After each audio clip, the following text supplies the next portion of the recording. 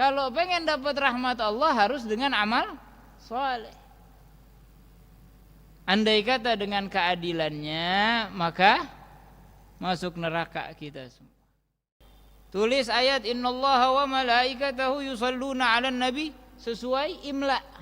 Enggak boleh yang pada ke Borobudur ya terus foto-foto belaga lagi nyembah itu enggak boleh, haram, itu syirik billah.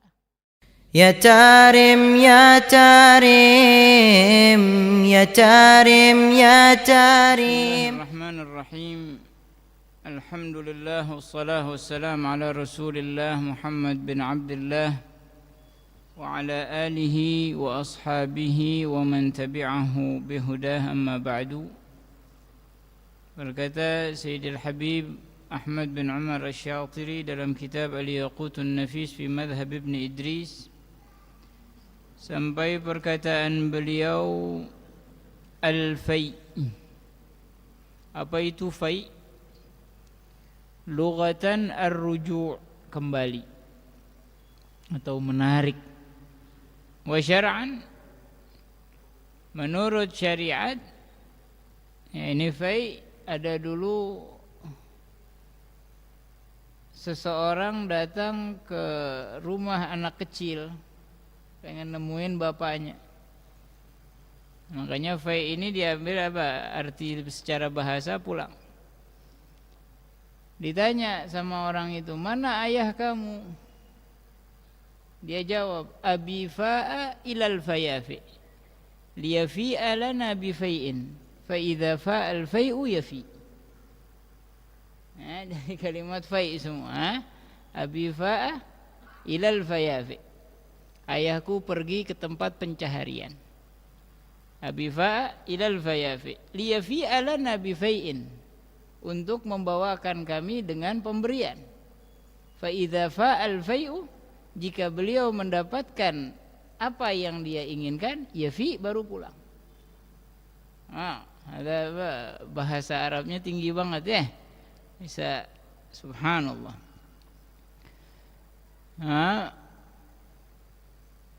Hakadha wa syar'an, dan menurut syariat ma akhadnahu minal kufar, yang kita ambil dari orang kafir harbi. Ya, jangan ambil dari orang kafir halal, fai, enggak. Ya, kafir harbi bi ghairi gahrin, tanpa ada kekerasan. Nah, misalnya kita nyerang apa? Ada peperangan, kita masuk ke kampung orang kafir itu nyerah. Nah, itu bukan ghanimah namanya, ya. Dia pasrah, tidak ada perlawanan, itu disebutnya fai. Begitu juga naudzubillah, misalnya ada orang Islam murtad, maka hartanya fai, diambil untuk maslahatil muslimin. Jelas?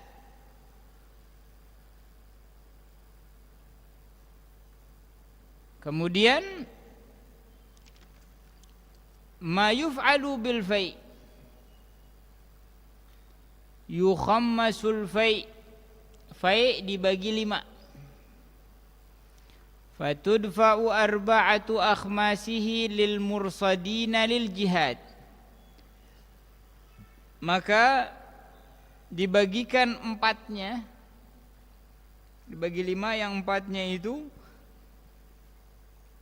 untuk orang-orang yang keluar jihad. Tamam? Wa yusrafu khumusuhul khamis masrifa khumusil ghanimah. Kemudian yang satunya dari 5 bagian tadi dibagi 5 lagi, seperti halnya pembagian ghanimah. Seperti pembagian ghanimah. Hakadha mas'alatul fai'. Nah, makanya jangan heran kalau misalnya ada orang pindah agama terus hartanya diambil. Dalam Islam pun demikian, ya. Karena hartanya mereka dianggap fai', dan orang yang murtad itu harus diperangi. Tapi bukan pribadi merangin orang murtad, nggak boleh ya. Tapi yang memerangi itu imam, pemimpin. Kalau ada yang murtad maka dipenggal palanya. Disuruh taubat nggak mau, dipenggal palanya dan dikuburkan di pemakaman musyrikin, orang-orang kafir. Nama. Dan yang menyebabkan murtad itu banyak. Pernah kita jelaskan. Namun untuk mengisi waktu ya, supaya ingat lagi. Yang menyebabkan murtad pertamanya adalah apa? Dengan ucapan. Ucapan yang menyebabkan murtad itu seperti Allah nggak adil sama gue. Naudzubillah. Banyak kan yang begitu? Ya. Siapa lu? Ya. Allah itu tidak memberlakukan kita dengan keadilannya, tapi dengan rahmatnya. Ya, kalau dengan keadilannya suruh nyari napas sendiri gimana caranya? Hah? Suruh nyari retina sendiri, nyari di mana? Nyari akal sendiri, nyari di mana? Ini dengan rahmatnya kita hidup. Bukti Allah memberikan ini semua dengan rahmatnya, dengan diutusnya baginda besar Nabi Muhammad sebagai rahmatan lil alamin. Ya. Kemudian di akhirat pun Allah memasukkan orang ke dalam surga dengan rahmatnya, bukan dengan keadilannya.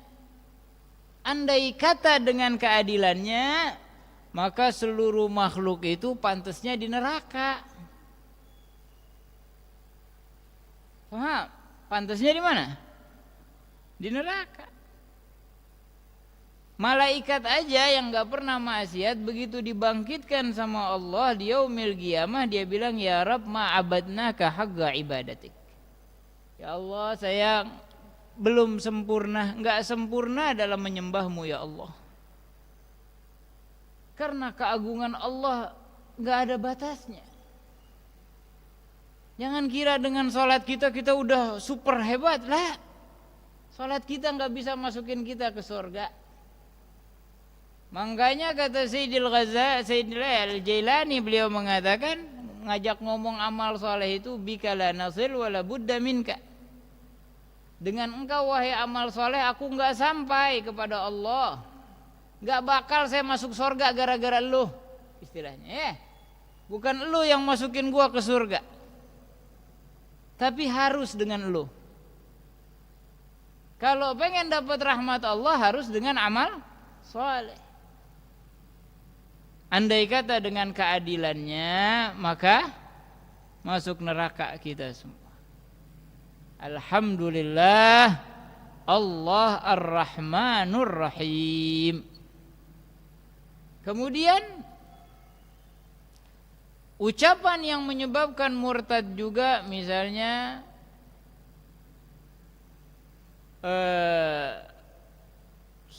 sholat mah nggak wajib, sholat fardu tuh yang 5 waktu tuh kagak wajib. Ini juga kafir hukum.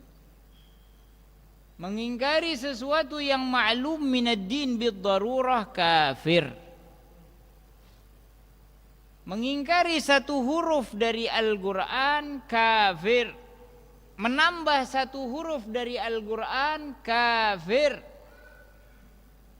Nah makanya ya, kalau kita nulis Al-Quran nih, biasanya catatan-catatannya kita suka ngeliatin nih ya. Tulis ayat innallaha wa malaikatahu yusalluna 'alan nabi sesuai imla. Enggak boleh. Karena tulisan Al-Qur'an tauqifi. Enggak boleh sesuai imla. Sesuai tulisan Al-Qur'an. Ini tauqif minallah. Karena tulisan malaikatahu dalam Al-Qur'an itu enggak ada lam alifnya. Mim, lam, langsung hamzah di atas ya, di atas alif layyinah ya. Malaikatahu, cuman lamnya nanti dibaca panjang. Kalau kita tulis dengan mala, pakai apa? Sesuai imla, nambah huruf dalam Al-Qur'an. Intabih. Tamam. Dan Allah mengatakan, inna nahnu nazzalna dzikra wa inna lahu lahafizun wa antum tughayyirun. Tapi kalian itu ya malah rubah-rubah. Jadi perubahan itu bukan dari orang yang syirik sama Al-Quran, terkadang dari orang yang baca Al-Quran. Karena bersandar dengan keilmuannya, ilmu imlanya malah salah. Jadi kalau nulis Al-Quran sekali lagi, ya pastikan tulisannya sama dengan khat Utsmani. Tulisannya sama dengan khat Utsmani. Jangan sesuai hafalan kita. Tulis qul huwallahu ahad Allahu samad. Nah, ntar dulu, bener gak sama tulisan Al-Quran? Nah, jadi mengingkari sesuatu yang wajib diketahui dalam agama secara darurat hukumnya kafir. Jadi walaupun bercanda enggak boleh, ya. Cuman bercanda doang. Nah, makanya dulu kita ingetin tuh para guru, biasanya kan bikin sandiwara tuh di sekolahan-sekolahan tuh, ya. Ada yang meranin Abu Lahab, ada yang meranin Abu Jahal, ya kan?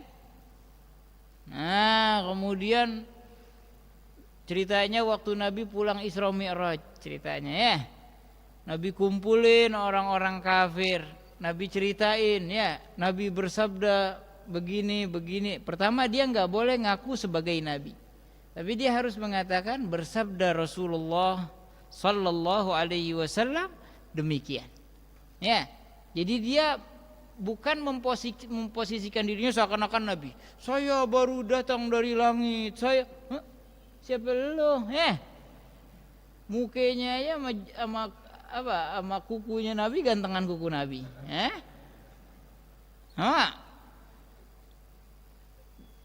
Kemudian yang masalah lagi kalau yang meranin Abu Lahab. Ya. Begitu dengar, datang Abu Lahab mengatakan, nah dia enggak ceritain seakan-akan dia Abu Lahab, nah ya, naudzubillah. Tabban laka ya Muhammad, celaka untukmu wahai Muhammad. La ilaha illallah. Engkau ngomong begitu? Harusnya dia mengatakan, qala Abu Lahab, berkata Abu Lahab, tabban laka ya Muhammad. Jadi menceritakan bukan mempraktekkan. Karena mempraktekkan itu bisa menyebabkan murtad wal iyadu billah. Karena mencaci maki Nabi Muhammad sallallahu alaihi wasallam. Nah, itu harus diperhatiin para guru kalau bikin sandiwara yang berkaitan apalagi yang ngeri-ngeri kata-katanya ya. Nah, itu hendaknya dia apa? Ditambahin berkata Abu Lahab, berkata Abu Jahal ya. Hakada dan seterusnya. Dan yang kedua dengan keyakinan. Dengan i'tiqad, keyakinan bahwa ada Tuhan selain Allah. La ilaha illallah. Tuhan mah banyak, ya. Enggak. Allah udah jelasin, la ilaha, tidak ada Tuhan illallah, melainkan Allah. Selebihnya bukan Tuhan. Tidak ada Tuhan selain Allah. Kita tanya deh, Tuhan itu menciptakan atau diciptakan? Kalau Tuhan itu diciptakan berarti yang menciptakan lebih Tuhan. Kalau misalnya ada yang menyembah berhala, maka yang lebih pantas disembah adalah tukang bikin patung. Andai kata Tuhan itu menikah ataupun melahirkan atau dilahirkan, maka yang melahirkan lebih hebat daripada yang dilahirkan. Dan bapak yang melahirkan lebih hebat daripada yang melahirkan. Dan seterusnya demikian wal'iyadu billah.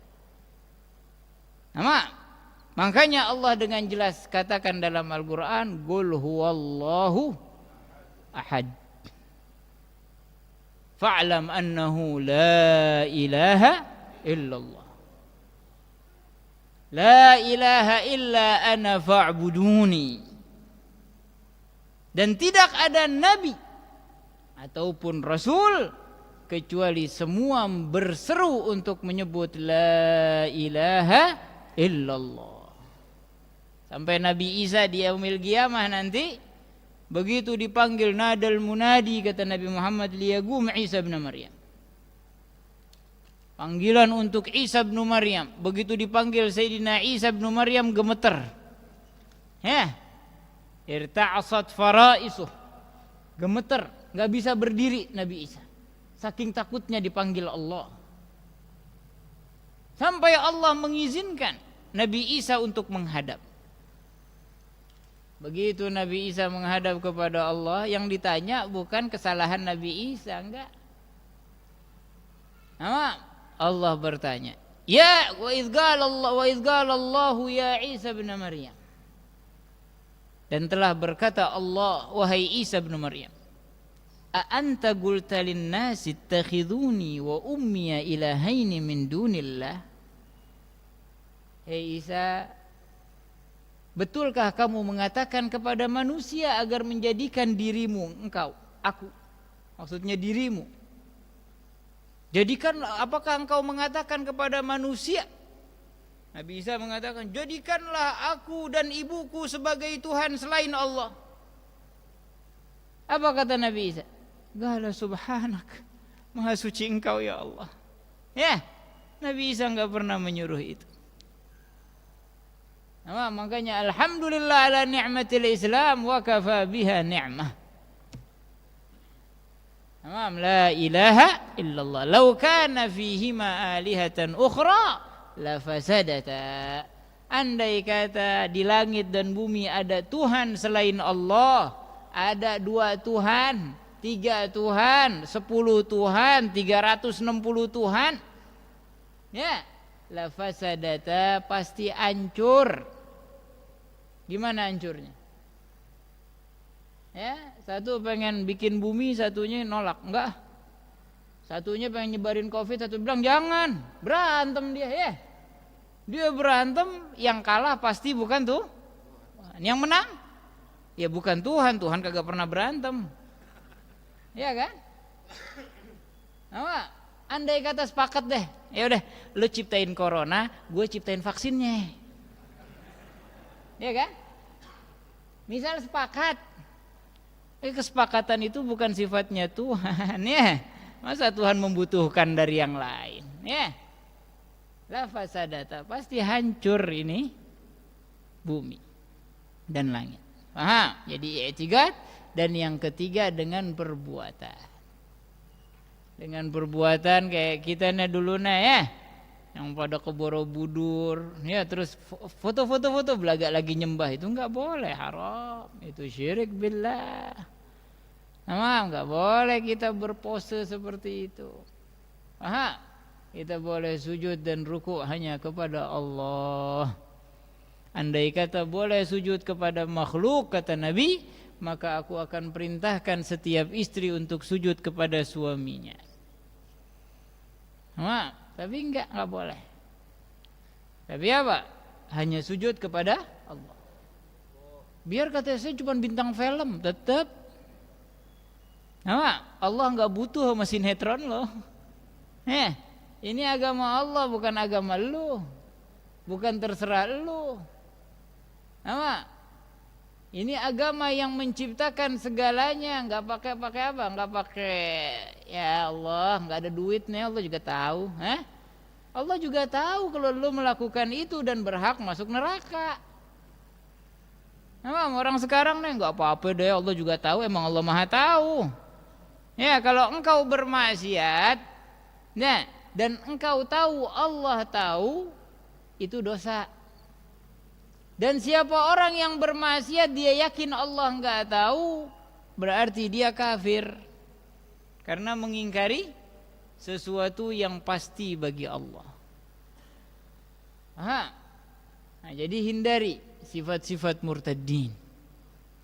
Jaga keislaman kita, jaga keimanan kita, dan berikan pemahaman kepada orang-orang di luar Islam bahwa la ilaha illallah.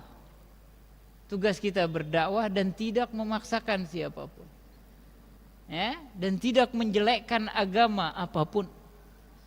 Hanya saja kita wajib menyampaikan yang hak itu hak, yang batil itu batil, dan keinginan baginda besar Nabi kita Muhammad sallallahu alaihi wasallam agar semua umatnya masuk surga. Dan umat Nabi terbagi menjadi dua, ada umat ijabah yaitu umat Islam, itu umat ijabah, udang jawab panggilan Nabi dan mengucap 2 kalimat syahadat. Dan yang satunya lagi ummatud da'wah, umat yang butuh didakwahi. Nah, maka bagi kita muslimin, muslimat, contohkan hal-hal yang baik kepada orang-orang di luar Islam, la'allahum yahtadun, mudah-mudahan mereka mendapat hidayah dari Allah Subhanahu wa taala dan memeluk agama Allah Subhanahu wa taala dan meninggal dalam keadaan Islam, meninggal dalam keadaan iman, dan semoga Allah menjaga keislaman kita, menjaga keimanan kita, mematikan kita semua dalam keadaan husnul khatimah.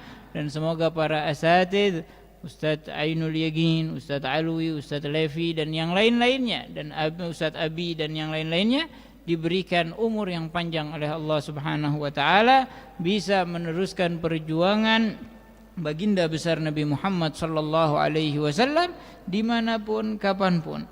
Jangan anggap dakwah itu hanya di depan mik, jangan anggap dakwah itu hanya di majlis ataupun di masjid. Dimanapun kapanpun, sebagaimana mereka berdakwah dimanapun dan kapanpun ya untuk menyesatkan manusia, maka dakwahlah kita dimanapun kapanpun, kapanpun dimanapun, dan gak harus melalui mimbar. Yang terakhir waktu kami pengen pulang dari Hadramaut, Habib Umar bilang, ya Abdurrahman, dakwah itu bukan di manabir ataupun di majalis. Di mana ada kesempatan dakwah, walaupun melalui internetat, ya, internet atau radiohat, kata Habib Umar, ya, terus berdakwah. Jangan sampai kalau di media sosial jangan dakwah lah. Mau dakwah di masjid kan orang biasa begitu ya. Lu nggak sadar lu lagi didakwahin sama orang-orang yang menyesatkan untuk kalian sesat. Maka gunakanlah fasilitas yang ada untuk kebaikan insya Allah. Rabbi fanfa'na bi barakatihim wahdinal husna bi hurmatihim wa amitna fi tariqatihim wa mu'afatin minal fitani ya Rabbi bihim wa bi alihim ajil lana bin nasri wa bil faraji ala hadhihi an-niyat wa li kulli niyatin salihah jami'a li khairatid dunya wal akhirah wa ila hadratin nabiy al-Fatihah.